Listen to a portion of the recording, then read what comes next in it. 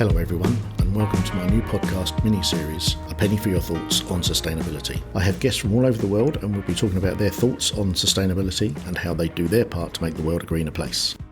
First of all, I'd like to say thank you very much, Patrick, for taking some time to talk to me today. We're going to focus on sustainability and what that means from your point of view and from my point of view over the next hour or so. I'm really looking forward to diving a bit deeper into that subject than we did in our previous conversation. So if you wouldn't mind just giving us a quick précis of your sustainability credentials, and then we'll get into the questions and see how we go. Yeah, thanks, Steve. Nice to see you again after not so long as last time, which is not so long as last. So I'm Patrick Bellew. I am the founder and now executive chairman of a building services and sustainability consultancy called Atelier Ten. Founded the company in 1990, and we set out with an objective to, in an era that predated sustainability, the word really, we set out to sort of design green buildings or high performance buildings, and always with a kind of mantra of trying to do more with less, which resonates much more these days with all of us in the sort of sustainability space. The journey that's followed has led us to be in 11 different cities around the world, with about 350 people doing largely focused on high performance building design and sustainable buildings and all things that go with that. More focused on operational embodied carbon probably than perhaps on the sort of social and other aspects of sustainability, although increasingly, we are looking at the S and the G part of the ESG story as well as the environmental. Historically, we've been mostly immersed in the kind of environmental sustainability part. And then I got into teaching quite early on in Atelier Ten, taught at the Bartlett briefly with some architect friends who I'm still very close with. And that led to lecturing and getting involved, I think one time at the AA, the Architectural Association in London, where I met a teacher from Yale who invited me over to go do some work at Yale. And I ended up running a class there for about 6 years, as well as doing the Atelier 10 thing. On sustainable design for architects. And then they got a full-time teacher, so I switched to doing sustainability studios at Yale. So I've been teaching, I think I've led 6 or 7 advanced design studios in sort of sustainable design, again, for aimed at architects more than engineers. And that led to us having a big operation in America, which is now over 100 people doing sort of green building consultancy in the States. So it's been a sort of interesting journey. I'm still very involved. I was a founder of the UK Green Building Council, set that up back in 2007-ish, I think. And I stayed as a trustee for about 8 years, although I'm not involved in that now, except as a founder member,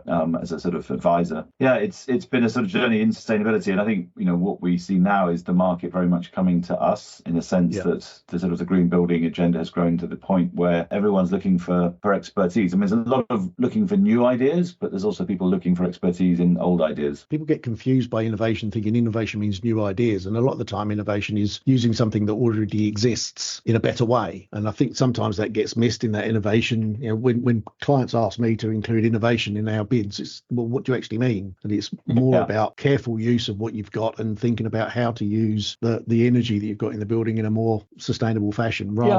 Sometimes it's reinterpreting old ways of doing things, or things that have been bolting together a number of different things that have been done before and putting them together to make a sort of collaborative whole. You often find synergies between things that you do. A lot of the work we're doing at the moment in London has been looking at really questioning loads, questioning the size of kit we put in, questioning the need for all of the equipment we put in, questioning things like, particularly in residential schemes, the diversity that one puts on central plant sizing and so on. And it all sounds very boring, but it's kind of the thing that one of the biggest wastes we have in our industry is designing for everyone to be in the building at the same time, to the full on the hottest day simultaneously, and so all of that kit goes in and absolutely never gets used. So there's lots of innovation around just thinking set differently about buildings. How do do we really use them properly? Can we adapt to being a little less comfortable? I'm starting to see that in the tertiary education space, where they've had traditionally they all have lecture theatres that are empty for about 70% of the year because they get block bookings and don't get used. And then now, because primarily I think as a result of COVID, they're now starting to look at reducing the size of their campuses because they're finding that they've got a lot of empty spaces. And it's because lecturers will book a room, but then they won't use the room and it'll be booked for an entire semester. And they're heating and lighting that space and nobody's in it, because it's that sort of, like you say, rethinking about how we use the buildings. Do we really use all of those spaces all of the time? And I mean, typically in London, we do things like, the base build for a commercial building will have an allocation of 20 watts a square meter or something like that for a data room, for a computer room that will be part of the fit out for every tenant. Yep. And when you multiply that over a building that's say 100,000 square meters, a real biggie, the difference to that is megawatts of additional plant, which never gets used because almost invariably you don't have the big sort of computer rooms across. If you look, everyone's in the cloud. It's much more efficient. So all of that capacity, and then the knock-on effect of that is that the room loads that you actually have to allocate are more than you can cope with sort of low carbon passive systems like, say, the Thermodec system that you and I worked with years and years ago. Yep. You can't meet a big internal gain with that, but you can meet a normal internal gain. And you go to Sweden and you go, hey, it works here. Why does it not work in England? Why do we say it doesn't work? And why it doesn't work is because we're using different design criteria. Yep. So in London, the BCO, which is the British Council for Offices, who set the kind of general criteria that the market looks at as to what's acceptable in an office, has had a radical rethink of what they're asking for, because they're realizing that people are not, and we've got landlords, we're working directly for landlords and saying, if you told the tenant they can't put a computer room in except for a small switch hub, and they have to store on the cloud and they're not got great whirring machines, if you're happy to do that, we can we can give you an extra 50 square meters of roof space, we can give you much lower electrical infrastructure, you don't need a 5 megawatt substation, you use 3 megawatt substation, those are permanent so all these savings. things are, so I guess sustainability, the point being, is starting at the beginning of the conversation. Sustainability starts at the first conversation with the clients about the brief, and not just being typically engineers go, with those brief, I've got to deliver that brief, and we would look at the brief and go, hey, have you seen this? What's the why can't we do it a different way? Do you really need all of that capacity? When you have those sorts of conversations with clients, you begin the kind of a collaborative journey for them to understand that you're thinking together about the outcomes as well as just putting in the pipes and ducts and wires, and that's really the difference, I think, between an M&E engineer who's interested in sustainable futures beyond just picking a right heat pump and just an M&E engineer. I think you really do. Our profession needs to start asking the harder questions, and we can always. Everyone goes, "Oh, I don't think I can do this," but it's really quite easy to do. It is. I mean, we actually had a meeting today with a client on it's a small office fit out. It's only 1,000 square meter fit out, but the conversation we were having was around the lighting selection, and we're looking at LED fittings, obviously, but we've selected units that have got a 10-year warranty on them, and not the ones that have got a 5-year warranty on them, because we're looking at it from a whole of life perspective. You've got a much better, they want a 15 to 20 year life cycle on the space. So if you've got a warranty for 10 years, you potentially only need to replace the lighting once. You've got 5 years, you could replace it 4 times. Well, you might not even replace it, of course. You might wait till it breaks, but it's exactly. But there's that kind of conversation. Lighting is a real classic one. I mean, typically we light corridors with slightly over bright lights in the middle of the corridor pointing downwards, and that's usually 9 lumens per watt or something in the corridor space. If you just put a bit of light onto the walls and bounce the light around, you can halve the amount of light output you put in and still achieve a satisfactory outcome. So again, design is smart design. It's a combination of sort of the right design, and it's not rocket science, a lot of it, but it's just a way of rethinking things. Over the sort of nearly 30, I guess it's 30 plus years that you've been running Atelier 10 now, must be 30 years, what have 33. You seen as 33 years, geez. Scary, isn't it? It is. 33 years. What have you really seen has been the big change that's impacted on sustainability in the UK and Europe in particular? Gosh, I think there have been a number of changes that have come through over the years. I mean, I suppose initially we have seen the architects and the clients being willing to engage in the conversation and to think about how we can use, improve facades, improve design criteria, minimize systems, and so on and so on. So all that stuff's come through. I think the rise of the computer model and the ability to model complex systems has led to us having probably a better understanding of where the energy is going in the building. So that's been a big change, I think. And then the most recent change has been the move from the focus on operational carbon and operational energy remains, but we know pretty much the playbook in pretty much any type of building. We know how to drive the energy down and the carbon down and so on, if we in those buildings. But the rise of embodied carbon as the kind of the big deal in the last 5 years, I think, has been the biggest change that we've seen in rapid change in quite a long time. I mean, also in that time, Steve, we've phased out CFCs and HCFCs and Montreal Protocol and all that sort of thing, because the hole in the ozone layer was 2005 1985. No, maybe before that, 1989. But it did lead to a big change in systems. But this thing with embodied carbon has been enormous, because you start to really question, because if you design a very low energy systems in a building and you use all electric and use green energy, the carbon intensity of a building in operation is actually pretty low compared to what it was 10 or 15 years ago, because of the availability, particularly in the UK, of green energy. So I won't go into the numbers, but it's our electricity is delivered about 1/3 of what it was in 2013. The carbon factor, because we have no coal and we don't use we don't burn as much gas and so on. Which means that all electric buildings are actually pretty efficient in carbon terms. And actually, what is the big number is the embodied carbon to build the systems in the first place, or to build the buildings in the first place. So whereas in the past the operational carbon would have overtaken the embodied carbon after a few years, now we see that the operational carbon is always the biggest number. Sorry, the embodied carbon at the start of the project, which is in year 1, 2, 3 when you're building it, you're emitting all the material manufacturers emitting the carbon. You never get that back. You never use as much. You don't get it back. Sorry, that's completely the wrong description. You never expect that generate as much carbon through operation in the entire life of the building as you do in building it in the first place. Which means we have to completely pivot to focus on embodied carbon. Now, what that means is if you expend a huge amount of aluminium, say, on an external shading system to reduce the operational carbon demand, you may never pay back the carbon that you put into the shading system. So and that carbon is being emitted now. It's not being, and so if you're looking at 2030 and short-term reduction in carbon emissions, you have to look at the now carbon. So we're starting to see a real simplification in building systems. All the things we used to try and do, external shades, for example, are almost never carbon neutral anymore. That's a real change, because you're now starting to see, from what you're saying, we're starting to see a move away from looking at the whole of life cost in terms of pounds or dollars to the whole of life cost in terms of carbon. Absolutely, and that's kind of what we started doing this back in about 2008 when we were working for the World Wildlife Fund at their headquarters in England. They, from the very beginning, they said they wanted to do carbon accounting as part of the process, and it was a design build contract. But if the contractor ever wanted to substitute something, change a material, change a manufacturer, they had to submit not just the cost difference under the contract, but also the carbon difference. And if the carbon footprint went up as a result of the possible change, say a change of change of window materials is one particular example. The WWF wouldn't accept it. They just said, no, we want to stick with the original one, which was lower carbon. So you can use it as a tool. And increasingly we see the development of design tools that are specifically geared to driving the carbon out through the design process. So studying column grids and studying column grids, studying cantilevers, overhangs, offsets in structure, and so on, things like that. Are you seeing an extended life expectancy on the buildings as well to reduce that impact of the embedded carbon? Yeah, definitely. I mean, we're almost all the buildings we're looking at, clients talking 60-year life minimum, whereas it probably would have been 25 a few years ago.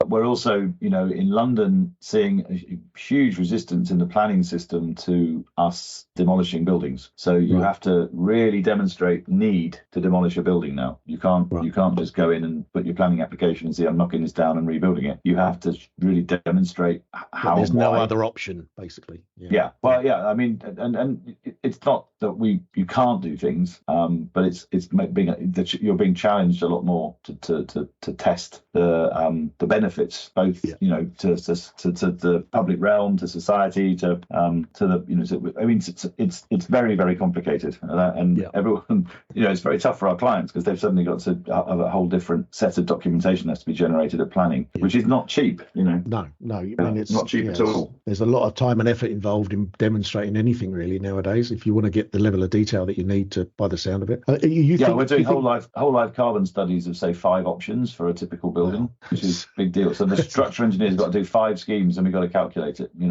Are you seeing a lot of that clients are actually willing to do that? Is there's a sort of a level of desire to be seen as leading the market in that space? I think the answer to that probably needs to be quite nuanced. I think we definitely are seeing a lot of the clients who beat a path to our door, we're very fortunate, tend to be the ones who are trying to be leading in that space. And even clients who aren't historically leaders in it are sort of coming to us because they know that we can help them to deliver. So we're very lucky that we get a lot of clients who just know we can do this stuff.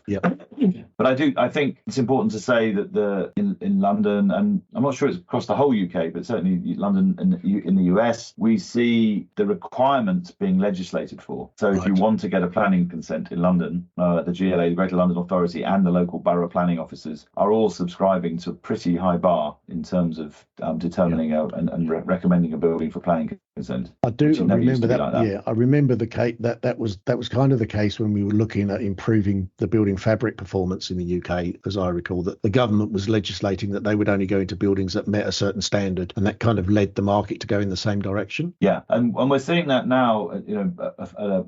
Many years later. What's the thing now that's come in is that from I think it's next year, you won't be able to transact on a lease event, which is to say you can't let a property or sell it unless the EPC is C or above. So there's a basic requirement, anybody who is renting space or leasing space or selling space to upgrade to an EPC C, which normally would mean you might have to go all electric, or you might have to take all the lighting and change it to LED or something like that before you can sell it. So there's an awful lot of old building stock in England which is D and E, which they're all frantically having to upgrade, which is a good way to press the existing buildings to get better. Yeah, and that's being driven by the fact you're not allowed to demolish as well. I guess that there's got to be a really strong case to demolish a building. So if you can upgrade it without adding a massive amount to the carbon cost, that's a better way to go. At one level that works, and I see the benefits. At the other level, there is a kind of a bigger social thing in cities around densification and the efficiency of people being clustered around transport nodes or whatever. So if you've got a bad low-rise 1980s building with not very good foundations, or with foundations that can only take what's on it, which would be normal, and you think you need more density there, or you can substantiate more density, so you want to add 8 floors or 10 floors to turn it into a 16-story building or whatever, that's when it gets a bit tricky, because I think there are often situations where you can improve public realm, you can improve amenity, you can improve jobs, you can improve more apartments for people, or whatever it is, whatever sector you're in. We can't not build for our growing population. We have a housing shortage, so you have to demolish things that aren't very efficient on land and replace them. And the problem is when the planners become so pedantic about not allowing some of this stuff, the risk that developers then see is they buy a piece of land on the assumption they'll be able to improve it or get more area on it and develop it, but they don't know that they can. That what it's doing is introducing a much greater risk into site acquisitions and things. So there's a real concern that it's conflict between the requirement for more housing and the requirement for lower embodied carbon. Yeah, I mean it's starting to rear its head. I mean it's not. I don't think it's not a fully developed problem yet. But I think I heard a statistic yesterday, and I'm probably going to get this completely wrong, but it was something like that Westminster would normally have had something like 2,000 planning applications a year for major projects, and they've had about 600 so far this year, because the barriers to submission are pretty high, and it takes us probably a year to put a planning application together for a medium-sized project, and it's expensive for clients. So it's starting to pose a bit of a barrier. Now, some would say, well, that's good, because the less we build, the less embodied carbon we release, or less carbon we release in making the materials, which is embodied carbon. I'm not sure that I quite subscribe to that. I think as we're in the business of designing and building, we do want to see development happening, and we just want to see it being done better. Do you think that there's a knowledge gap there somewhere, that between understanding the implications of the different types of requirements around housing, around commercial space, and around the embodied carbon, that there's maybe people aren't fully understanding the whole picture? I'm sure they aren't. Yeah, I'm sure they aren't. I mean, there's so many little stories around that. I mean, the one that I really amuses me, we still hear from people, is when you knock a building down, you release all the embodied carbon, where in fact, because the embodied carbon was expended, or was released when the building was built back in the 80s or 90s or whatever. So there is the carbon cost of developing is the cost of the new materials you're going to put in, which therefore means any materials you can save or reuse, or structures you can reuse, will reduce the embodied carbon of your scheme going forward. So you get a lot of that sort of misunderstanding. And I think the more nuanced conversations around urban density and the need for development and so on are have always traditionally rather out of our pay grade, Steve, as mechanical engineers or electrical MEP engineers. Yes. But it's something that we're starting to get drawn into, because you can't win these arguments unless you have a broader understanding, a more sophisticated understanding of things. Yeah. I mean, one of the things I was going to ask as well, you're talking about the sort of the source of the energy being lower and lower carbon. Do you think that there's enough infrastructure capacity in the UK for the conversion from fossil fuels to electric power, electric heating and cooling and other uses? No, I don't. We know there isn't, and it ebbs and it flows. And one of the challenges is, by that I mean that you get days like today where it's sunny but still, where I'm sure that we've got good solar. We've probably got 4 or 5 megawatts of solar going around the UK, but not much wind. Yep. And so we've probably got. I'll have a look on my app to see. It's a grid carbon, it's called, and it will tell me exactly where we are today. So we're at 179 grams of carbon per kilowatt hour, which is in 2013 the UK grid was at 640, and we're at 179. There it is today. Yeah. And of that, wind's 13%, nuclear is 17%, gas is 29%, solar's 10%, and then we're bringing in power from France and Norway and Belgium. I even got a bit of coal going. So it's always a mix. Yeah. There is always an issue that you have to build new capacity for when the wind doesn't blow or when the sun's not shining. Yeah. You have to have the capacity sitting somewhere, and commercially, it's not great for people to build power stations that are going to sit idle waiting for those few hours when they haven't got demand. So one of the challenges you have in a non-governmental, the national grid is not it's a private business. Yep. And a lot of the power companies are private companies, and it's the guaranteed pricing system that's complicated. So I do think, as our nuclear capacity goes down, it used to be 10 megawatts, I think now it's 5.2.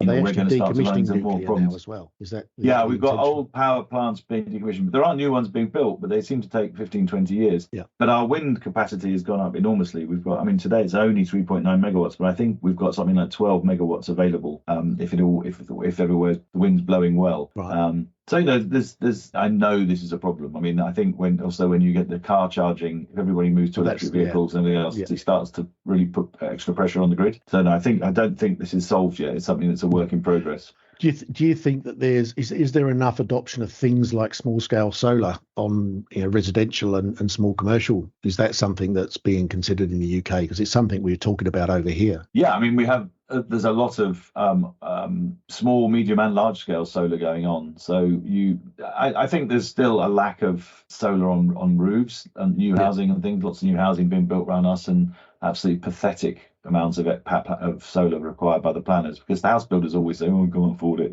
it's too expensive, we don't get any benefit from it. But you could easily stick 4 square meters or 6 square meters on every new house and make a big difference. We're seeing, we've got a planning application in one of the fields quite close to us for, I think it's 3 or 4 megawatt solar power station on the ground. So we do see quite a lot more of those growing. And it's interesting, if you drive, I was driving in France recently, and you drive through fields and fields of wind turbines surrounded by fields and fields of solar panels, and then sunflowers as well. Yeah. So there is a big uptick in that generation capacity in the UK, and it's much quicker to deliver than nuclear, but of course it's not there all the time. So the next question is, how do we store it? Yeah. That's the big question is, what do you do with the power when you've generated it? Because you can't. You've got to look at batteries, and then you've got the whole issue around how do you make the batteries and the embedded carbon and the impact on the environment of digging up the lithium and whatever else you need to do. Yeah. So there's.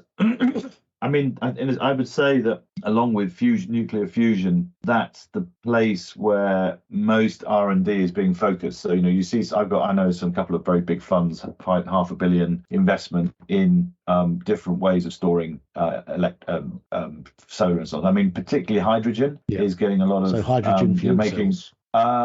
It's making hydrogen as a fuel from water using solar. Yeah. So you make the hydrogen, green hydrogen, and then figuring out how to store it, transport it, and use it both for transport, industrial, and so on and so on. So we see a lot of that. We still, that's where I think the research is focused on how do we move to a wind and solar driven world where we use non-lithium based solutions for energy storage. So we're seeing new types of solar cells emerging, and again, it's all happening pretty fast. And there's any number of the smart people in science labs and universities all over the world, all looking for the golden ticket. Because the person who invents a way of storing energy, and it's getting better and better. If you compare the batteries in my car to what the batteries were like in the BMW car 10 years ago, it's like it's a complete change. The uptick in technology has been amazing. So well, it's the same. It's the same with solar panels. When solar panels first came in, they were horrendously expensive and generated very little power and were completely non-viable. But nowadays they're almost, you can buy them in a supermarket. It's got to a point where they're almost a commodity. To charge my electric car, they're down at around £100 a square metre. When we were doing the ones at the Earth Centre, they were in 1998 or something. They were £1,000 a square metre. Yeah, and that was when £1,000 meant something. Exactly. So it's a tenth of the price, and I would imagine probably a 4 times multiplier on value. So it's probably a 40th of the cost. Yeah.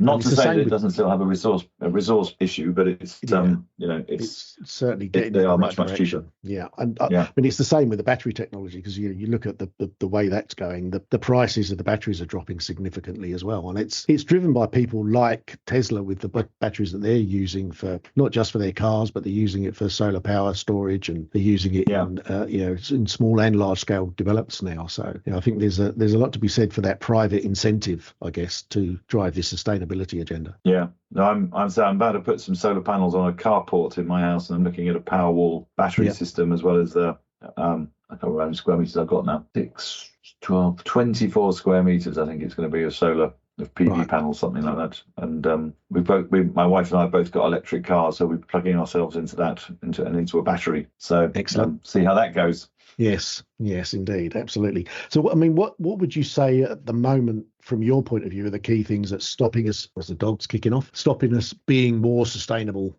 as in the UK or more global terms? Because you've got offices all over the world now. You must have some insights into what the key roadblocks are, I guess. Yeah, I mean, there's still so I'm dividing into two things. There's a perception that to be more sustainable always costs more. Mm-hmm. And I think that's not always correct, but it is sometimes correct. So the first thing that we find is the barrier, particularly you might say in Asia and other parts of the world, is just a general belief that being more sustainable costs more money. I would argue that in the embodied carbon space, that's not necessarily true, because you're often stripping things out or taking things away to dematerialize to minimize the sort of carbon. I think certainly power generation and those sorts of things, solar panels, they do cost something. You can't do them for nothing. So there is some reality to the fact that certain types of those things cost more.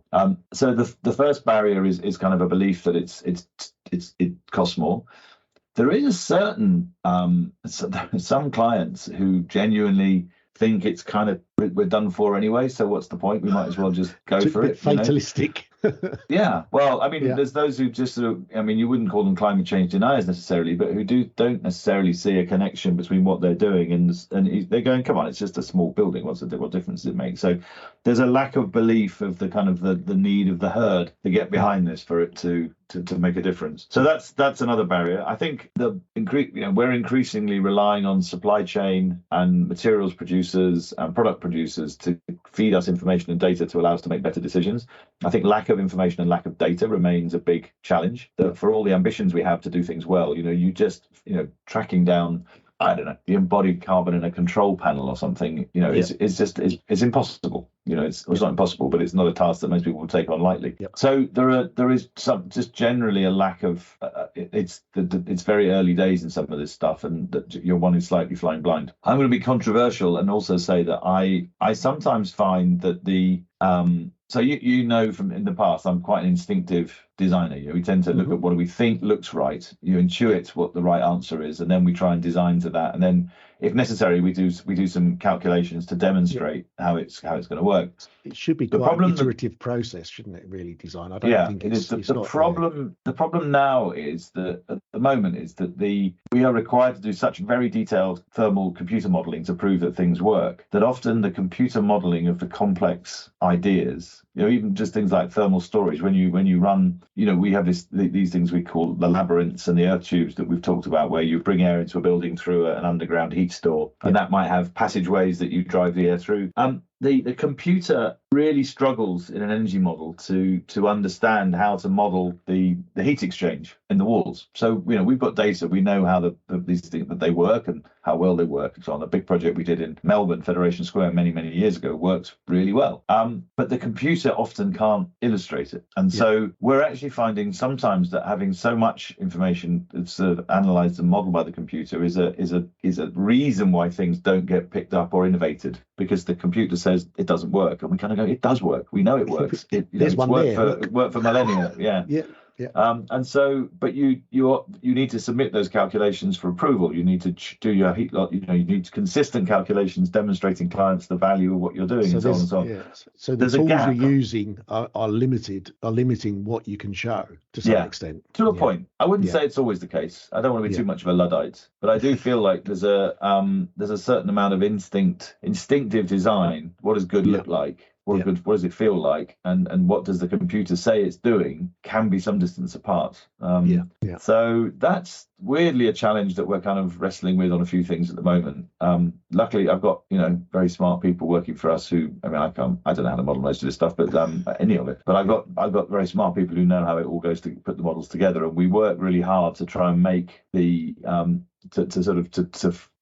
develop and make the models more sophisticated until they replicate our experience in some better way. So you're trying to get the model to replicate what happens in a way that can be repeated. That's right. Okay. And then I suppose the other barrier, what's the other things that are stopping things? It is partly, in our construction process, just the sheer amount of time that it takes to do some of these tasks. To the design moves still pretty quickly in many parts of the world, and it can be challenging for us to keep up, to get all the kind of modelling and the innovation done, if you like, within the timeframes that we have for the projects. So that's often also a barrier. Do you see a big difference, for example, between the UK and the US in terms of adoption of this type of stuff? Yes, it's in many areas it is quite similar. Where it's different is in different parts of the US, I'd definitely say.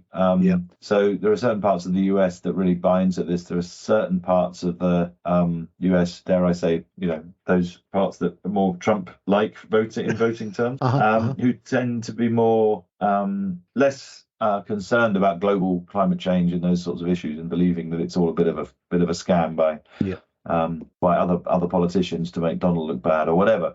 So but that's been a characteristic of the US for quite a while, is that we see in the sort of the Pacific Northwest, across to Chicago, and then you go across to the Eastern Seaboard, Boston to Washington, super sophisticated, very intelligent around green building design, very demanding, very thoughtful.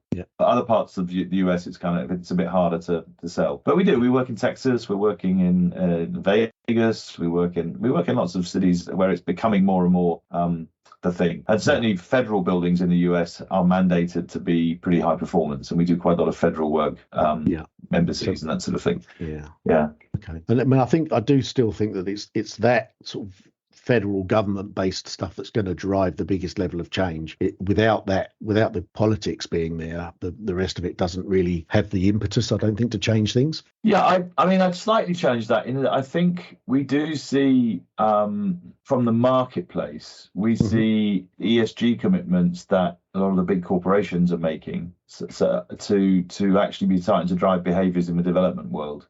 Right. So a lot of, we see, our clients, the big space takers, whether that's Microsoft or Google or Amazon or all these companies, they demand, LEED platinum buildings. They won't move into a building unless it's LEED platinum. They won't, and there's all kinds of other things that they're very insistent upon, but do many. But what that has done is to refocus the development, the people who deliver the buildings, on doing better, because they don't want a building that they can't lease. So and they want the A grade tenants like people. So what that's done is to make sustainability part of the value assessment that an agent will do on a project. And so we more increasingly find the same agents are advising our clients who are doing development and saying, hey, if you want this building not to be obsolete when you finish building it, it needs to be at least this high on the bar chart, in terms of quality. So I'd say the ground up, the bottom up, if you like, or the ground up in my slightly rarefied world of sort of universities and high-end office buildings, I've got to say, and museums and galleries, is a world where we see people setting a bar pretty high. I think once you move out of the cities and look at whether it be office building developments, business parks, or particularly residential, it's only a slightly better version of business as usual from 10 years ago. Slightly better U values, 1 meter squared a solar panel, maybe these days an air source heat pump rather than a gas boiler is starting to become the new norm, ugly though they are on buildings. So we do see ESG has made a difference. That sort of corporate social responsibility agenda, I guess, is part of that as well, isn't it? When you're talking about ESG, that's what I mean. So it's the corporate. So in any company over a certain size, and I should know the numbers, but I don't. Once you get over a certain size, you have to report your carbon impacts, scope 1, scope 2, scope 3, and that means you have to look at your and you have to have a plan for reducing your carbon emissions and buildings you occupy. So we do see companies looking at their real estate portfolio through a sustainability and carbon lens, which is unheard of before, and that's driving changes in behaviour. So and it'll be a ripple effect. It starts with the high value people doing the kind of the high end stuff in London or in any major city, but that New York, Boston, Washington, and it ripples then out into the regions where everybody's thinking about doing this. So I mean, in terms of the built environment in the UK, I mean, how much of it is housing?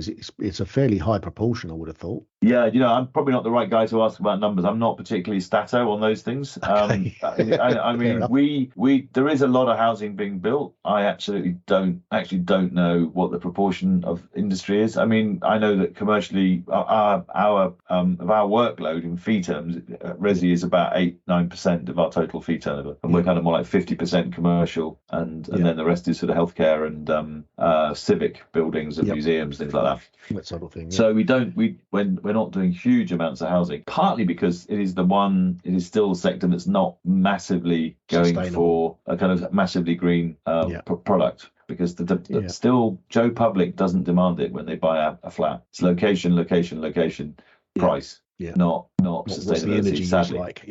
I know. I mean, that's probably is going to be the last area that adopts the sustainability, I would have thought, because you've also got the issue with landlords wanting to be able to tenant buildings residentially, then they want to be able to charge reasonable rents to get them occupied. And there's that misnomer about how much it costs to build a more efficient building, and misunderstanding rather about that. Yeah. Okay. Yes. I mean, do you see? I mean, from what we're discussing there, it feels to me like the change is really being funded by the corporate world. That's what's a big driver behind the change in embodied carbon approach to buildings and energy use within the buildings themselves, and it's less so government funded change. Would you say that was a fair comment? Yeah, I think so. I mean, there've been phases in the UK where we've had government's support through grant funding and things for solar initiatives in resi and subsidised heat. But these days, it's sort of subsidising heat pump installations. So if you change your gas boiler and heating system to the heat pump, you get a pretty huge subsidy. Right. Not huge, but a significant subsidy to reduce the cost, so that the cost is sort of in theory on a par with buying a new gas boiler, when the actual cost is probably 4 times as much. So we do see some government subsidy driving change on the existing building sector. I think in new build, it's entirely with the market. It's an open market. I mean, we have been under Tory government for 13 years, so they're open, free marketeers rather than subsidy people. But in order to deliver their carbon commitments, they have had to do some subsidies on the heat pump idea, and then used to do it on PVs. The PV one was quite interesting because they had this thing called a feed-in tariff, which the government was subsidising, which I'm sure you have down in New Zealand as well. But the uptake was so great that they really had to stop offering it because it was costing too much money. It was going to bankrupt the government with all of the cost. So it is But we do a little. I mean, I would say it's a balance, but I would say mostly with our government, the pressure is on the developer world, and therefore on us as designers to deliver a lot of this stuff. Yeah. I mean, is there? We talked a little bit about that. One of the things for the future is going to be how we store the energy. Is there anything else you think that is coming up that's going to be a big change in the way that we use energy in buildings? Is there something that you're sort of just starting to hear about that maybe the next big thing? Yeah, I mean, we're all slightly searching for the next big thing. I think the current big thing is just being a lot more mindful about how we brief, where I started really, how we brief and put together requirements for buildings. Because I think for me, if you remember back to when we were working together in the 90s, we were doing buildings using very low carbon systems like thermodeck and so on, where we were mainly universities where, despite the fact the buildings were pretty highly occupied, there was a lower requirement for comfort even at high density occupancy. You weren't looking for sort of office air conditioning standards. We were trying to find a good way of ventilating, making people comfortable. Now, those sorts of systems we know work, and we know that they can deal with loads up to 40 or 50 watts a square meter on the floor plates, or maybe 30 or 40. So if you can get the occupancy pattern clear, and if you can get the demands on desktops, everyone's using much smaller kit these days, it's not nearly much heater production and so on. If we can get that to a point where you can start to reuse those those systems that we were trialing and testing back in the 90s and noughties, which have all been taken over by back to fan coils, back to chill beams, because client developers don't want to take the risk on a commercial building, for example. If we can rethink a lot of that, I think that's the next big thing. A reevaluation of what good and what right looks like, and questioning whether we should be putting in all this kit into buildings when we know there are ways of doing it very simply with very low embodied carbon that maybe just demand a bit more of us as occupiers in our perception of comfort I think, the thing I found that certainly in my experience, the biggest issue around comfort isn't necessarily the temperature, it's the variation. If you've got a reasonably consistent temperature, it feels a lot more comfortable than somewhere that's maybe a bit warmer but the temperature's changing all the time. Yeah, and the worst offenders in that are the sort of VRV, VRF systems, because they've got the temperatures in rooms that have got VRV, VRF is flying up and down all the time. And yet, if you run an energy model, they will give you the best results in terms of carbon. And we totally doubt all that, but they're the devil when it comes to comfort. Because I was in a room the other day with someone talking about VRF, and we had a system in the room, and the woman I was talking to took her cardigan on and off 3 or 4 times in the course of a 1-hour meeting because it was like too hot, too cold, too hot, too cold. Well, it's the off coil. It's always uncomfortable. I went, it's a VRF system. It's just that's what they're like. The coil is too cold, the room gets too cold, the controls can't work fast enough, and they'll tell you, we've built in more integration, we're flattening out the curves and blah blah blah, but it still never works. It never works. So I agree with you. If these systems that are a high thermal mass, slow moving, but don't quite give you the kind of tiny amount of control that people think they're getting from VRF. I think we should be doing those. I mean, they'll be much better in my book.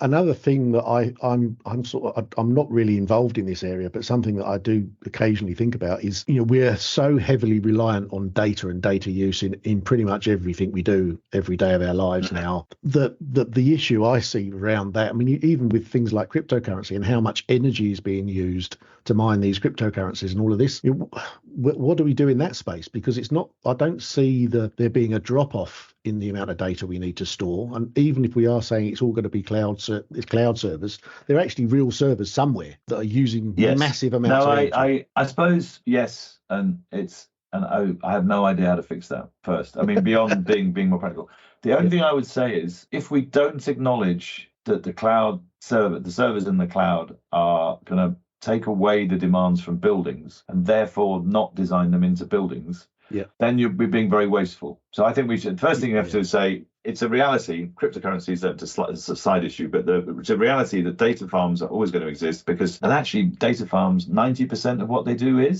you know what they do? No. Streaming films and games. Oh, yeah. It's not business. It's not business. It's not cryptocurrency. No. It's Netflix. It's Amazon Prime. Everybody having everything on demand when they want it, starting the movie at exactly when they want it to, pausing it, running it, and getting cross if they can't pause it from 1,000 miles away. It's kind of absurd, but that's what we all live for. So we're never going to turn that off. Yeah. So the only thing I'd argue is that those types of buildings, because they use so much energy, they really focus on minimizing it. So they're much more optimized, in my experience, they're big and they're using megawatts of energy, but they're much more optimized than a building. They're as efficient as they can be at this stage, you would say. Yeah. I may be completely off grid on this one, but I mean, my sense is if we at least acknowledge that in designing new buildings and don't put in massive amounts of surplus capacity on the off chance that somebody might want to put a data farm on one floor of a building, then that would be better. Because you're not really doubling up on the energy, because if you don't use it, you've just got an empty space that's not being used, but you are making an allowance for something that's probably not necessary. Yeah. I mean, what I guess. Sorry. What I was going to say is that we know that there's a huge amount of energy being used in those data farms. What's the potential for recycling that energy in some fashion? Because I've just been through that exercise on one that we're looking at. We're sort of doing sustainability on a massive one outside, just on the M25 out of London. It's quite close to a town. The issue with it is mainly is that well-designed ones, they use a lot of power in the winter, but they don't use a lot of the cooling these days is pretty much done with free cooling. So they do it with air distributed into the building that's an outdoor air conditioned. So you don't have massive amounts of waste heat. You use a lot of power, but you've got warm air going out, but you don't. It's very low grade. Right. So it's not like you're running a chiller plant and they've got water at 50 degrees that you could pump somewhere for recycling. Yep. So the problem with them is then in the summertime you have got masses of hot water, but you don't need it you don't need it in the housing because unless you've got a tank of hot, it's just not cost effective to distribute it to houses just for domestic hot water use. Yeah. Which it isn't available in the winter. So we've been really, really trying to find uses for this building. We've got something like 10 megawatts at peak, but it's just not there when you need it. So you can't use it. So it's classic out of cycle. So then the argument is, do you build massive water stores and you store it for months on end so you can use it in the winter? But which is never really going to work. Then it's very low grade heat. Yeah. So I'm not saying never, but it's not particularly helpful normally these days. Yeah. What about? One of the things that they're looking at over here on a few different locations is district heating and cooling systems for housing developments. So going back to having centralised systems, electrically powered, that provide all of the heating and cooling. Is that something that's being looked at all in the UK? Are you aware? Oh yeah. Unfortunately, the ones that are around from the 90s and noughties and 10s are generally running on gas-powered CHP. Right. So they've actually got relatively high CO2 emissions compared to all electric. What we're seeing now in the UK is distributed. So if you take a block of apartments and you don't really want to put, in England, we don't want to put heat pumps on every apartment. Not as in stick it on the outside wall or on the balcony and have everybody having a noisy heat pump on their only bit of sort of outdoor space, which is something you would do in Asia. You see lots of apartments that have heat pumps for cooling generally on the outside. Anyway, in the UK, we're really resisting that. So what we're seeing is heat pumps in each apartment, where we used to have, say, a heat interface unit to a district heating system. Yeah. And then we're running condenser water loops around the buildings to take the heat away or supply the heat in the winter. And then on the building itself has an electric heat pump that just keeps the condenser water loop at sort of 20 or 22 degrees centigrade. So you can reject heat to it when you want to, or you can pull heat out of it when you want to. The advantage of that is if you've got one side of the building heating, one side cooling, you can move the energy around and you get a win-win on the COPs. You get the minimum amount of kit. The pipes don't need to be insulated. Because it's lowish temperature. Lowish temperature. So you don't have this overheating problem you get when you have high temperature. So one of the problems you get with district heat into resi is that if you're running water at 80 degrees centigrade or 70, 60 through, even if they're insulated, the radiant heat from the pipes and the hot water systems tends to overheat the corridors and all that stuff. So you get lots of buildings in the UK with overheating corridors because of that type of system. Yep. So there's new types of systems with little modular heat pumps in each apartment, which is sort of the size of a small fridge. Will do your heating and hot water from a heat pump in your apartment. You have just a pair of pipes that deliver water, and you put a meter across those pipes, so you measure mass flow and temperature, so you know how much energy you're taking off the network to dump your heat. But you get a really good COP, and the systems are super they were efficient. using systems like that in some offices in the UK before I left. I remember it actually it's like Versatemp. Yeah, Versatemp. That was like Versatemp. Yeah, but in Versatemp, it's the room unit doing airside cooling, whereas with these systems, it's a water-to-water system. So you're basically then putting heat into underfloor heating or into a cooling system for the fan coils for the summer. So, we're finding that these sorts of systems have picked up really fast over here. So, pretty much everyone is doing that in new resi. So not really doing district heating as such. So we're sort of seeing the end of big CHP, gas-powered CHP. Yeah. Not so much anymore. Okay. Yeah. Okay. So just in terms of the key players, we've talked about the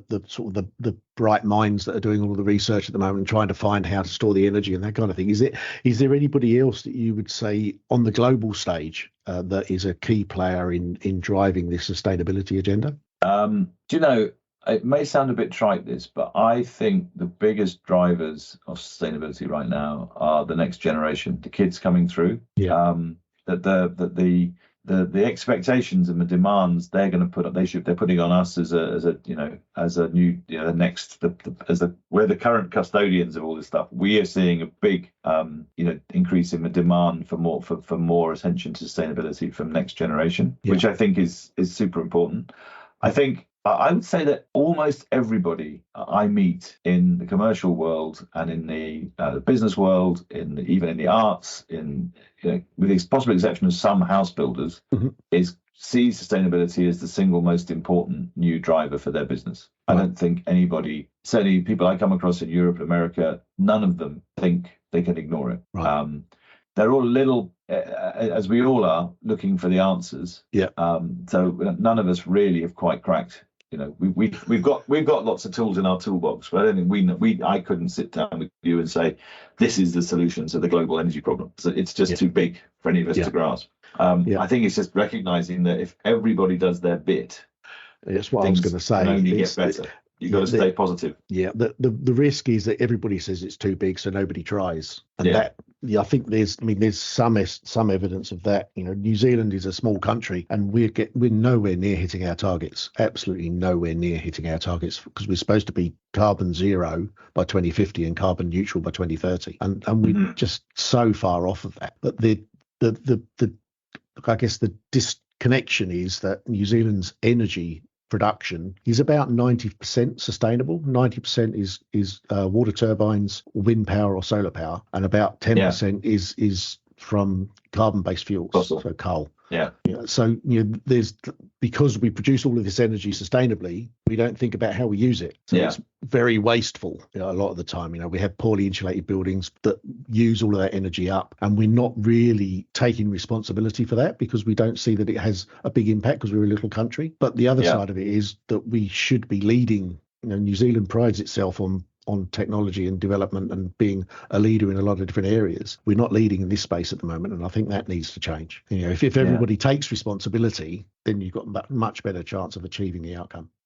Yeah, and we see that slightly that in France when we have worked over that part of the world, because France has big nuclear capacity, massive wind resources, massive solar resources, and their energy is almost carbon neutral. So from the get-go, so they too are a little bit less worried about making better buildings or doing all those sorts of things. But in some ways, what what they call the Paris proof for the sort of nature for the net zero world does say, make buildings better, make power supply greener. Net result in the UK, it sits at around 55 kilowatt hours square meter a year, I think, is a target for buildings. If we could achieve that, and then we could achieve the power supply from a completely clean grid. So again, the kind of the smart answer to this is that it's as you've just said, it's really you've got to improve demand side, reduce demand side, and you've got to improve supply side.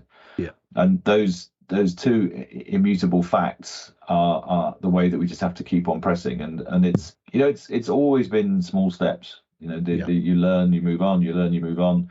And we've just finished a big master plan that we designed in 2008 with a big CHP unit in it. Gas powered CHP, which is not great anymore as a way of doing things. Fortunately, we also put in a big ground source heat pump network, heating and cooling, which is actually doing nearly all the heavy lifting, and we don't need to put the CHP unit on much except to heat domestic hot water. But it means it's sitting there. In reality, it's probably never pay for itself because it's only doing hot water demand. Yeah. So the times change so fast. The times have changed so fast.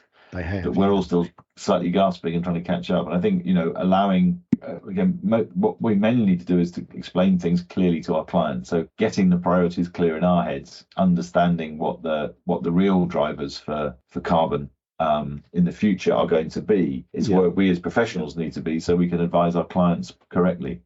That's right. And it's very easy. I've been judging some awards the last couple of days. It's very easy for us to apply the tropes, if you like, of the last decade, which are all about energy efficiency and nothing about embodied carbon. And it's really only in the last 2 or 3 years that it's changed. And you look at some of these buildings that have gone to enormous lengths to reduce operational carbon, but at a massive cost in embodied carbon. And so we need to rethink a lot of that. As I said at the beginning, really, that's the kind of the big game in town right now. Yeah, be more mindful of the whole of life use of the building, I guess, as much as anything else. Yeah. But I think, in the context of 2030 and 2050, it's being ultra mindful of the short-term impacts, which is the construction, the cost, the embodied carbon in construction.